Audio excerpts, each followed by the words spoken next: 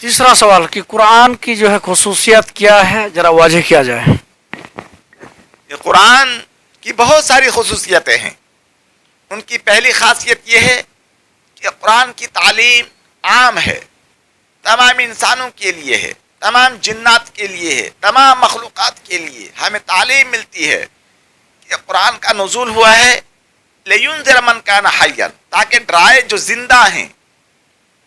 من ذوی العقول کے لیے آتا ہے، اور حیّن کا لفظ جس کے اندر بھی زندگی ہے، جان ہے، اس کے لیے بھی قرآن کا نزول ہوا ہے. یہاں تک کہ ہمیں تعلیم دی جاتی ہے کہ جانور کو جب ہم ذبیحہ حلال جانور کو ذبح کریں تو اس کو اچھی چھری تیز کر لیں تاکہ کم سے کم تکلیف ہو ان کو اور وہ اچھی شکل میں آئے، اور کم سے کم تکلیف ہو. تو قرآن کا نزول صرف انسانوں کے لیے نہیں، مسلمانوں کے لیے نہیں، جنات کے لیے ہی نہیں صرف، بلکہ قرآن مجید تمام انسانوں کے لیے ہے. ہاں مسلمان ہو یا کافر ہو، جنات ہو یا مخلوقات ہو، تمام لوگوں کے لیے، تمام ذوی العقول کے لیے، غیر ذوی العقول کے لیے، تمام لوگوں کے لیے قرآن کا نزول ہوا. یہ خاصیت ہے قرآن کی جو کسی بھی دوسری کتابوں میں یہ اس کی مثال نہیں ملتی ہے. مثال کے طور پر تورات کو دیکھ لیجئے.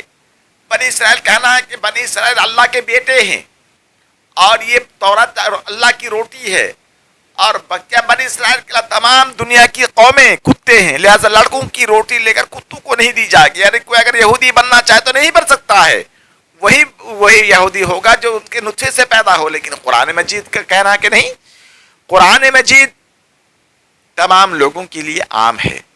یہ صرف قرآن کی خاصیت ہے کہ قرآن تمام لوگوں کو شامل ہے، اور تمام لوگوں کے لیے ہدایت نامہ ہے اور ملکی قانون بھی ہے.